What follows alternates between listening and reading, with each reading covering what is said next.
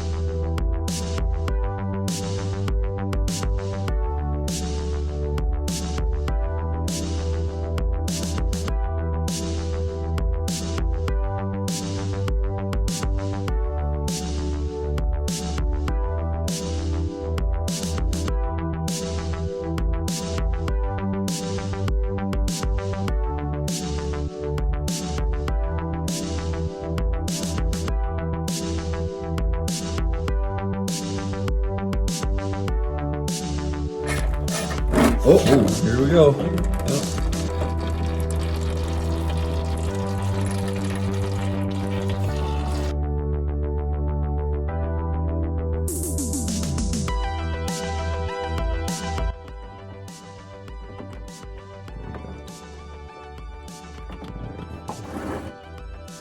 A little bit of stuff there. Chunkies though. So we pulled the pan off of the transmission, and it looks like there's some chunks in here, but when I run my finger through it, it's just built up like paste or small material, just built up on each other over time. Probably some wear from the friction discs just kind of breaking down over time. Which is something that you have to worry about. So one thing that we had determined is this truck was in service for about 16 years, and we figured at about 10,000 miles a year, which is usually the average, we figure it's gone about 160,000 miles, which if that is the case and this is the original transmission, this doesn't really scare us so much. But if it had about 10,000 miles on it, I would be a little concerned. But right now we're not going to worry about it. We're going to clean it all up. We're going to clean the valve body and clean the inside of the transmission case. And then we're going to fill it with fluid and it should be good. But there's only one way to find out because the engine never ran in the truck when we got it. So here's hoping. Here's goes nothing.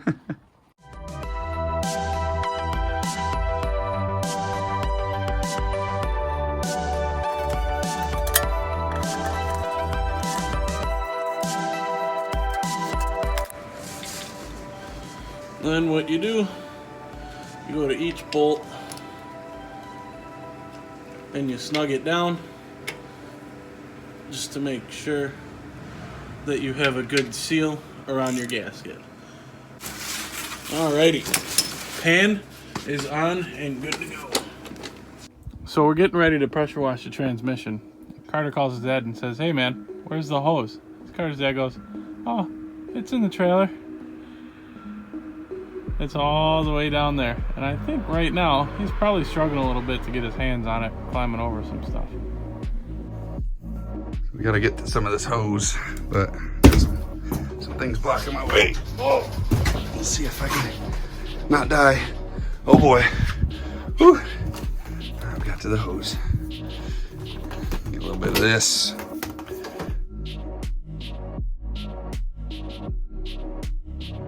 So all afternoon we've been soaking the transmission with oven cleaner and barbecue cleaner. I think it's turned out really good. Right now it's got this nasty foam on here, so we're gonna pressure wash it and we're gonna scrub it and see how well it comes out. I have pretty high hopes for this thing, and it's gonna be exactly what we need. I can't wait.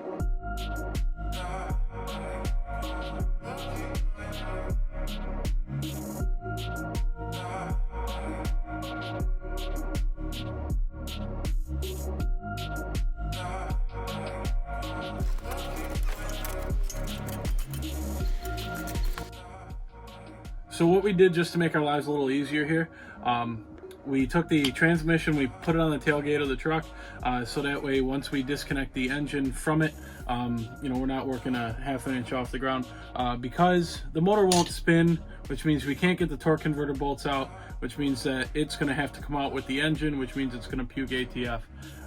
So right there. Yep. So we That's did the put a plan. catch can down there in anticipation of failure, but just in case you're watching, Dad, ATF is a detergent, so if we do spill any on your truck, we're actually cleaning it, so you kind of owe us in a weird kind of way. So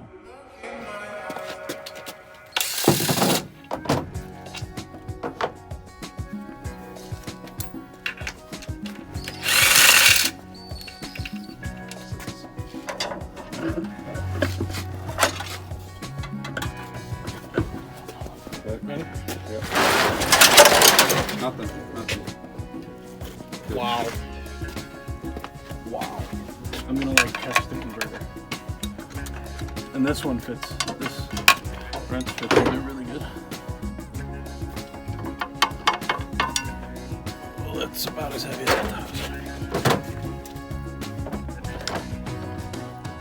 was. There was none.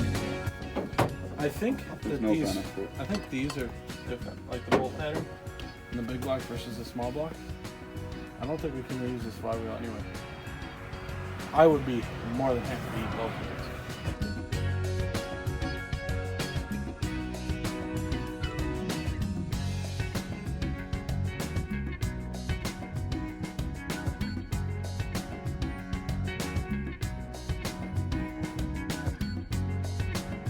We have some new parts here that I'm going to show you in a second that are going to be going on the motor to swap to a carburetor. So check this out. Factory cast iron intake manifold versus new aluminum intake manifold. Give you a wild guess at what one's going to be lighter. So first let's weigh the lightweight fella here. What do we got? Looks like about 16 pounds. Okay, so I just loaded this onto the scale. I cannot believe this. It's okay. I'm just gonna show you. Literally 62 pounds. 62 pounds compared to 16. It's just unbelievable.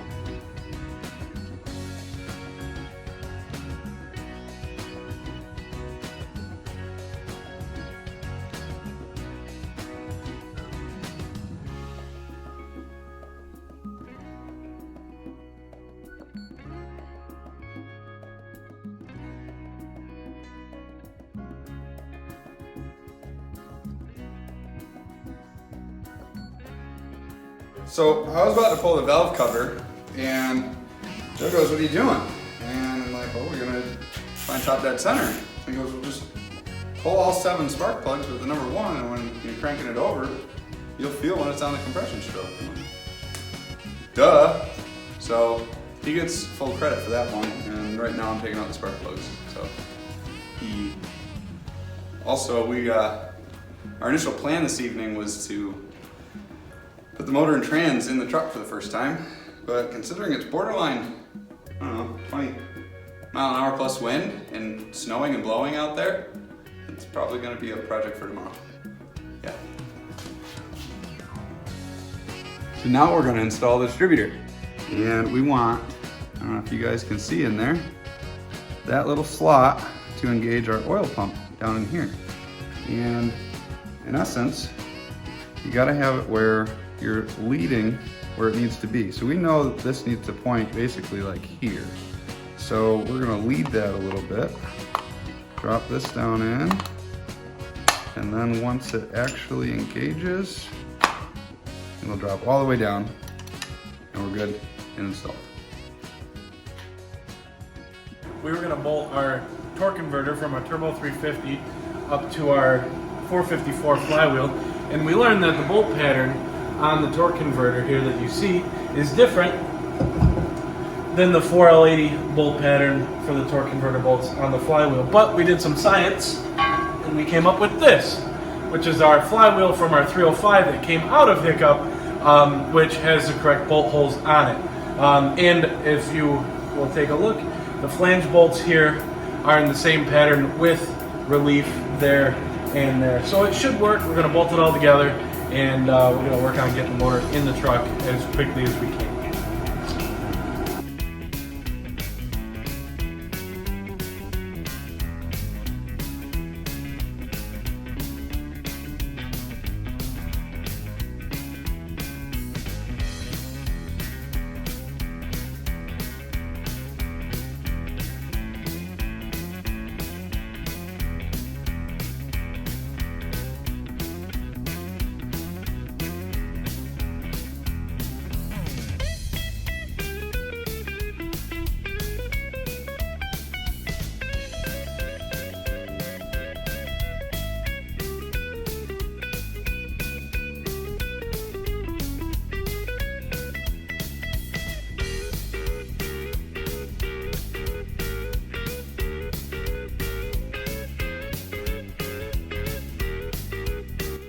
So right now what we have to do, because we have Hiccup in the driveway with the big block in them right there, I'll show you that in a minute. Things are glorious, but it's gonna get cold. Even though it's nice now, tonight it's gonna get really cold, so we're gonna pull Linda. Oh, sorry.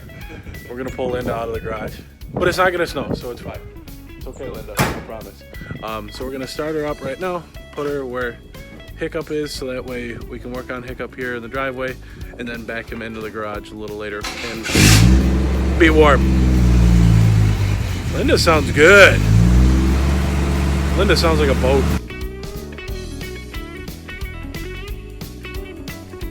So what I'm doing right now is I'm working on the inside of the frame rail. As you can see, the gas tank is right here. There are 4 bolts that keep the gas tank in right here, and they keep the front strap on. There's 4 more back here. They keep the rear strap on. And so once we take those out, we'll be able to take the tank off, flush it out, make sure all that bad gas is out of there because it smells like varnish and is unpleasant. So we're gonna make that happen and we'll install it later. Also, we're gonna plumb in our electric fuel pump and we will start wiring that at some point soon. So what we're doing right now is I'm taking the last 2 bolts out of the gas tank strap.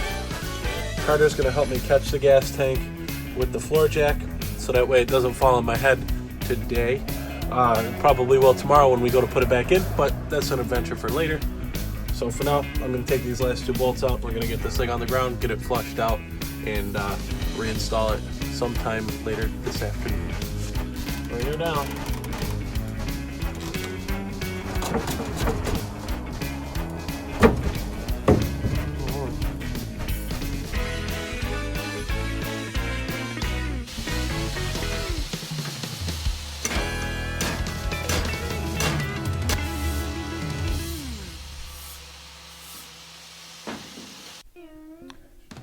All right, so what I'm doing here is these beautiful brand new set of headers in the truck physically fit wonderful. They're actually, though, for a Gen 4 big block, we have a Gen 5, and I don't know if that's causing the issue, but basically some of the head bolts are hitting our flanges. So just doing a little clearancing and getting these in the truck.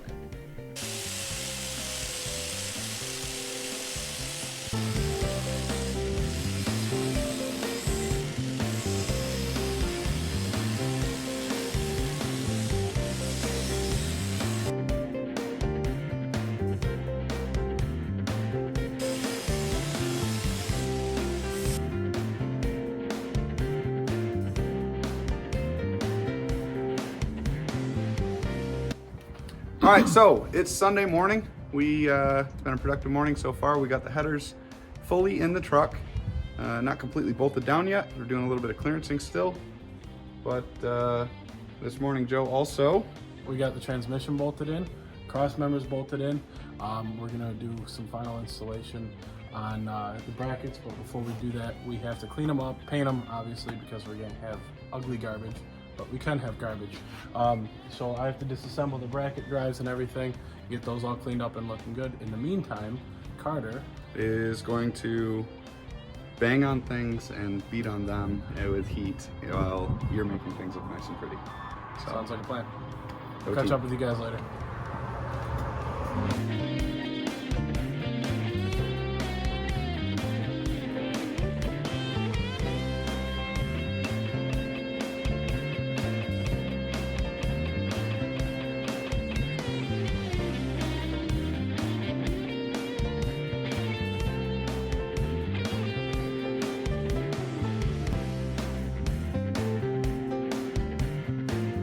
So we got both tanks out of the truck. We drained the one, which you guys saw. We took both sending units out of the tank, and here's the surprising thing. So this was a tank that was empty, and what we figured, the sending unit in this tank was bad, and the sending unit in the other tank was good because that one was full of gas. Well, I don't know if this is good or bad or indifferent, but this is the sending unit out of the tank that was empty, that we figure had a bad sending unit. This is the tank that was full, that we figured had a decent sending unit. I'm not going to say good, but decent. So you guys have heard us say that this truck's really clean. So to get the tanks out, we took the bed off. Well, Carter actually just totally styled me and took the bed off on his own, which I thought was kind of crazy, but he's just crazy on his own. Anyway, so this is what the frame looks like. Well, check it out. We already kind of cleaned a little bit. Look at how nice this is. There's still like factory paint on there. A little bit of undercoating, maybe. It's definitely not scale. But, oh, there's some down here, but not up here. So what we're going to do is we're going to pressure wash the truck. We're going to get the brakes all bled tonight. And a couple other things on the list. And we're going to keep rolling. But this is a truck that we traded a $300 three-wheeler for. And there's still paint on the frame. And it's solid. Maybe that guy. Okay. Probably do a stand.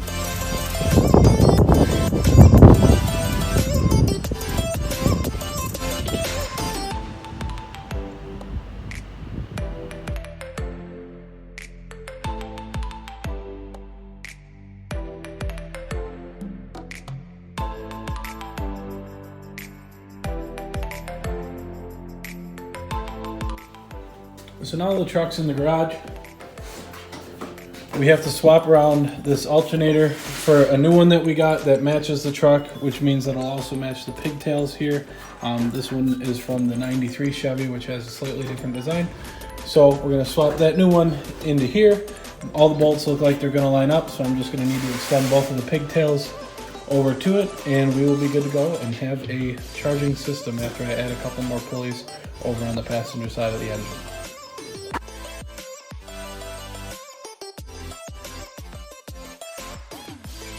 So we got a little progress report here. Joe successfully got the new alternator in, swapped the pulley to the serpentine style. It was only mildly painful. Yeah, and now he's running wiring to get the charging system all buttoned up. And we got Matt here giving us a hand, rocking out some of the brakes, or trying to get them free. And I'm about to attempt to get this fuel pump in. So keep on rolling. So right now we are removing the master cylinder because we're getting flow out of 1 out of 2 ports. And furthermore, the one port that is moving fluid isn't transferring it anywhere that we can find. So we know that there's a problem here, guaranteed, at least. So we're starting with this for the brake system. Whether we fix the brake system this weekend or not is still to be determined, depending on whether we can source parts. So kind of just winging it at this point. It's about 1:45, and we still have yet to wire the fuel system. We did get the accessory drive in though, and the throttle linkage all hooked up. I sort of do want brakes, and feasibly, if this is the problem, the rest of things may fall in line, not the calipers. but Or the soft or the lines. soft lines, or the soft lines. Everything else, maybe. So by the end of last night, we worked on the truck till probably about 2:45 and got a ton of stuff done, but then also ended up at a point where we needed a ton of parts. So today, it's now, I don't know, 6 o'clock, and we're finally getting started working on the truck.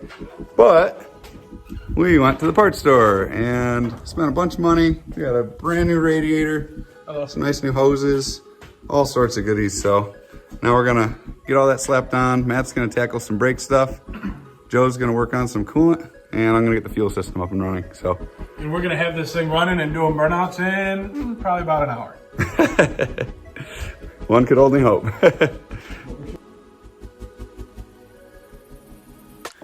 So a lot's been going on trying to get Hiccup running and gunning. It's been just an absolute thrash trying to get it all done. It's been crazy. Every single thing on the truck that we didn't think was gonna fight us did. We had to go through the entire brake system, which is not something that we were expecting to do. We were hoping to just put fluid in it, bleed it, and hit the road, which we're not able to. We had to put soft lines, some hard lines, bleed it, realized we had issues. It was a nightmare. We spent like literally 2 days on it. We have the accessories on, we have the cooling done. We have pretty much everything we need to do to fire it right now. We're just waiting on the battery to charge a little bit. Right now, we are gonna throw the wheels and tires on. The shifter's already done. Carter's working diligently on cleaning up the place here so we can put the wheels and tires on. Fire him up, back him out of the garage under his own power, and enjoy some goodness and maybe a smoke show, we'll see. What do you think?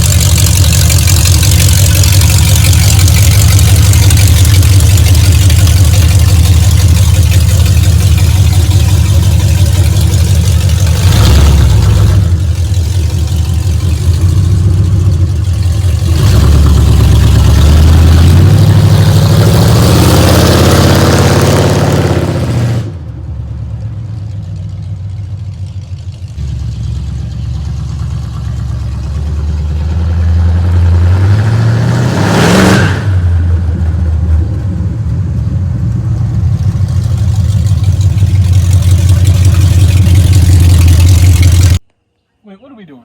Put out that mirror. This truck runs, man. This truck runs.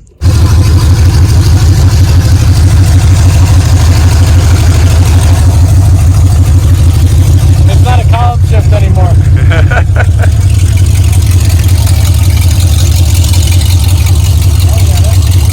Smooth, right?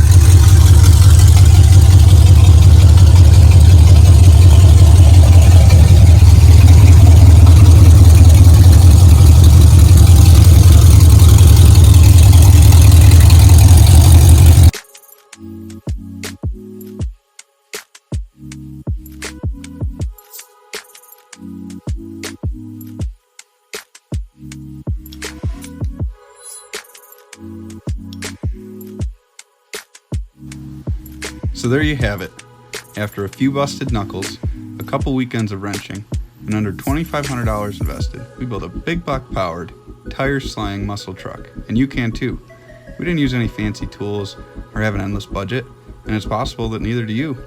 But get out there, find your project, and build away, because in the end, when you step back and see your vision take shape, satisfaction is always worth the hours put in. Oh, and you didn't think we'd honestly let you go without burning the tires off this thing, did you?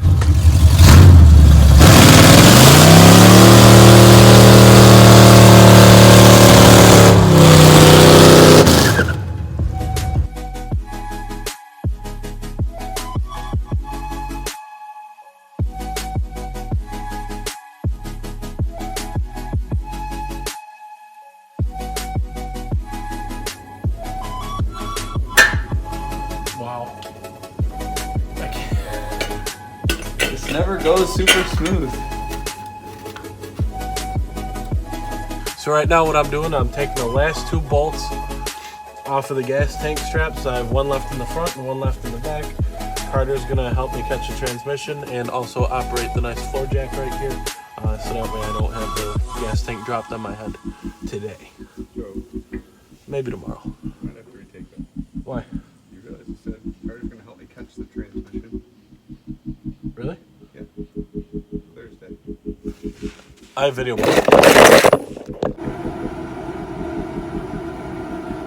I just realized I run a YouTube channel and I'm camera shy. So